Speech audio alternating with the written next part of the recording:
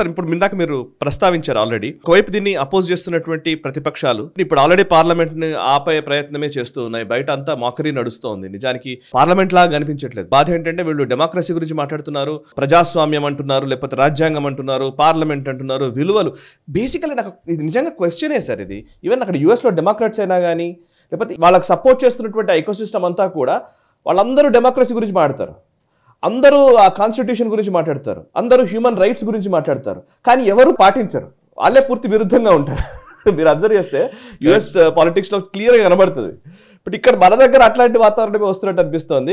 రాహుల్ గాంధీ ఏమో పార్లమెంట్లో ఇట్లా అట్లా అని మాట్లాడతారు, బయటనేమో ఇదివరకు రాజ్యసభ చైర్మన్గా ఉన్నటువంటి వైస్ ప్రెసిడెంట్ ఉన్నటువంటి జగదీప్ ధన్కర్ గారిని ఆయనని చాలా ఇమిటేట్ చేస్తూ చాలా హేళన చేస్తూ ఒక అతను మాట్లాడుతుంటప్పుడు రాహుల్ గాంధీ విన్న విజువల్స్ మీకు గుర్తుండుంటుంది, పోయిన సెషన్స్ అప్పుడు అనుకుంటా. ఇప్పుడేమో మోదీ టీషర్ట్స్ వేసి మోదీ అదాని గురించి పెట్టి ఒకటి నడుస్తోంది. ఇప్పుడు ఆ టీషర్ట్లు వేసుకోవడం, వాళ్ళని నడిపించడము, మాస్క్లు వేసి వాళ్ళిద్దరిని చూసి రాహుల్ గాంధీ మాట్లాడడము, ఆ విజువల్స్ చాలా ఇమ్మెచ్యూర్గా కనబడుతున్నాయి. మనగా చెప్పేది మమతా బెనర్జీ చెప్తున్నారు, కరెక్ట్, శరద్ పవార్ గారు చెప్తున్నారు, ఈవెన్ అఖిలేష్ యాదవ్ లాలూ ప్రసాద్ యాదవ్ సోనియా గాంధీని ఫారినర్ ఇష్యూ వచ్చినప్పుడు ప్రైమ్ మినిస్టర్గా ఉండకూడదని చెప్పి చాలామంది అపోజ్ చేసిన వాళ్ళు శరద్ పవార్ గారు. ఆ టైంలో సపోర్ట్ చేసిన మనిషి లాలూ ప్రసాద్ యాదవ్. ఆ లాలూ ప్రసాద్ యాదవ్ అంటున్నాడు పక్కన పెట్టండి దీన్ని, ఇది ఇంపార్టెంట్ కాదు, మీరు ఎన్ని రోజులు అదాని అని కొట్టుకుంటారు, అందరూ అది ఒక ఇష్యూ నాన్ ఇష్యూ అయిపోయింది. మెయిన్ రాహుల్ గాంధీ ఎప్పుడు బర్కాదత్ ఛానల్ అని చూడండి, ఇప్పుడు మోజో టీవీ అని ఆమెకు ఒక ఛానల్ ఉంది, కానీ దాంట్లో కూడా ఏడుపు మొదలైంది. రాహుల్ గాంధీ ఏంటి ఇట్లా చేస్తున్నారు, అందరిని పిలిపించుకుంటున్నారు, ఆమె ప్రో కాంగ్రెస్ వాళ్ళని పిలిపించుకుంటే కూడా వాళ్ళు కూడా వచ్చి ఏడుస్తున్నారు, ఈయనకు మెచ్యూరిటీ లేదా, ఈయనకు చెప్పేటోళ్ళు ఎవరు లేదా. సాయి గారు మనం గుర్తుపెట్టుకోవాలి, పబ్లిక్ మహారాష్ట్ర ఎగ్జాంపుల్ తీసుకుందాం. మహారాష్ట్రలో మెయిన్ ఇష్యూస్ ఏముండే సాయి గారు, కాన్స్టిట్యూషన్ మార్చేస్తున్నారు, బీజేపీ అదానీని తీసుకొచ్చారు. కేరళలో ఆల్ ద ప్లేసెస్ కేరళలో పుకార్లు చెప్తున్నారంటే అదానీ వచ్చి ఎలక్ట్రిసిటీ డిస్ట్రిబ్యూషన్ ప్రైవేటైజ్ చేయబోతున్నారని. ఎవరన్నారండి?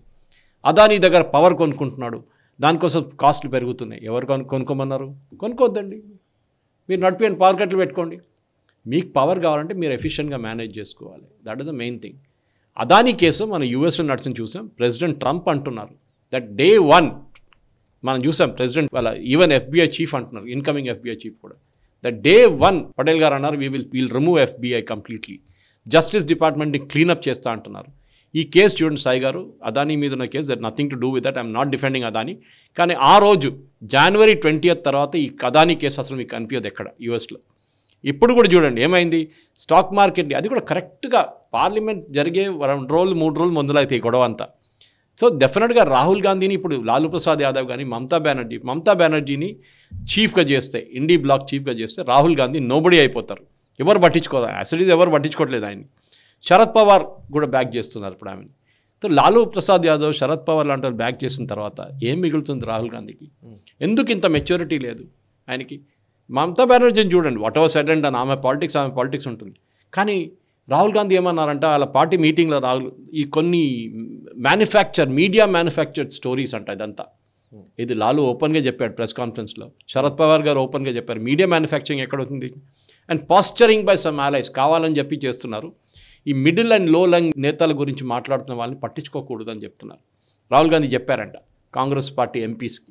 కానీ హీ షుడ్ అండర్స్టాండ్ ఈ అదానీ ఇష్యూ అని చెప్పేసి ఎన్ని రోజులు కొట్టుకున్న తర్వాత అసలు ఎవరు పట్టించుకున్నప్పుడు మహారాష్ట్రలో కానివ్వండి, హర్యానాలో కానివ్వండి, you keep that issue aside. ఆయన్ని ప్రాసిక్యూట్ చేస్తే యూఎస్లో చేస్తారండి, ఇండియాలో ఎందుకు అరెస్ట్ చేయాలి ఆయన్ని? అట్లనే రాహుల్ గాంధీ మీద కేసు ఉంది కదా, యూఎస్లో పాత కేసు ఉంది, ఇక్కడ అరెస్ట్ చేస్తారా? అందరికి తెలుసు ఆ కేసు ఏంటనేది.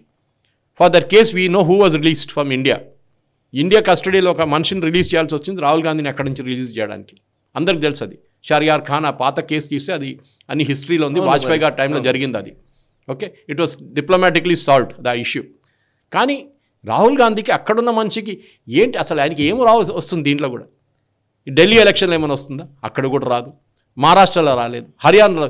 What is he trying to prove? Parliament నడవకూడదు, పార్లమెంట్ నడిస్తే మనకు ఎక్స్పోజ్ అయిపోతాం.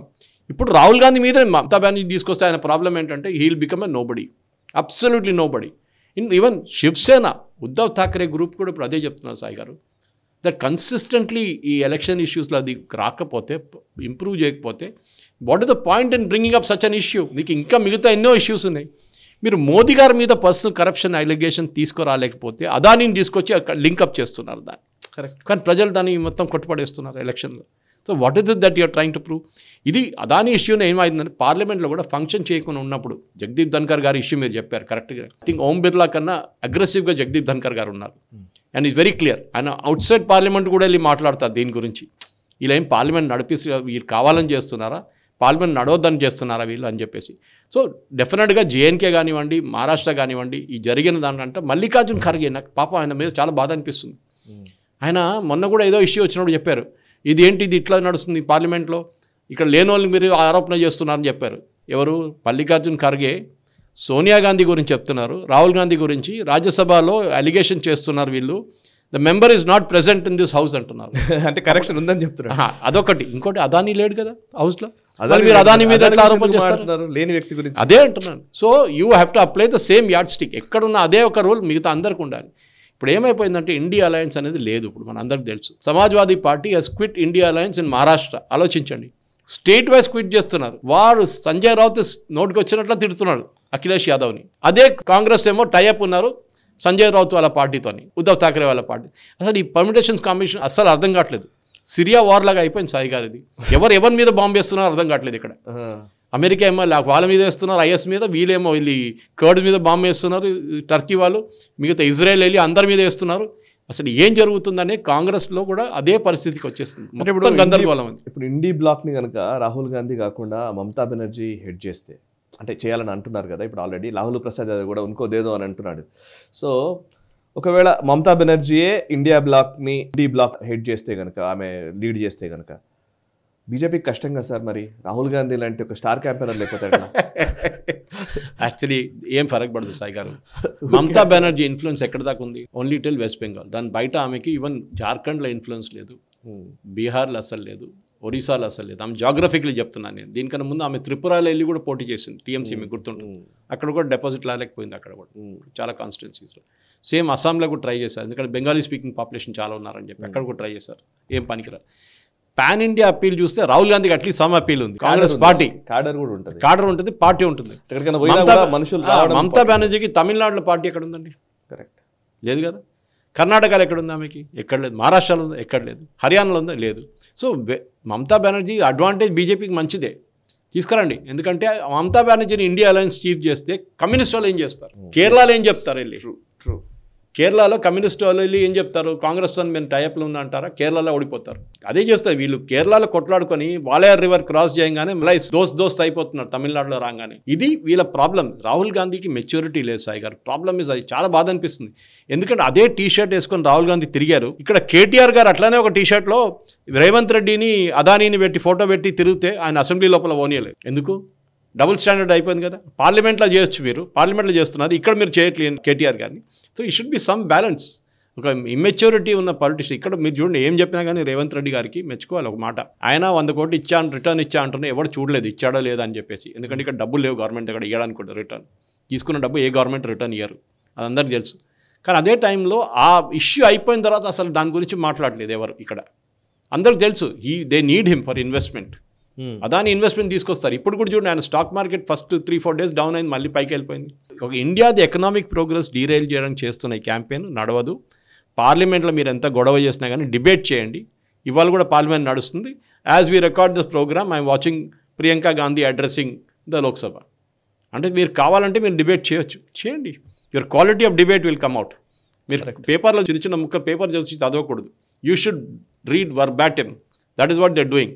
కాదు, you should actually debate without any piece of paper. కానీ రాహుల్ గాంధీ చేయలేరు.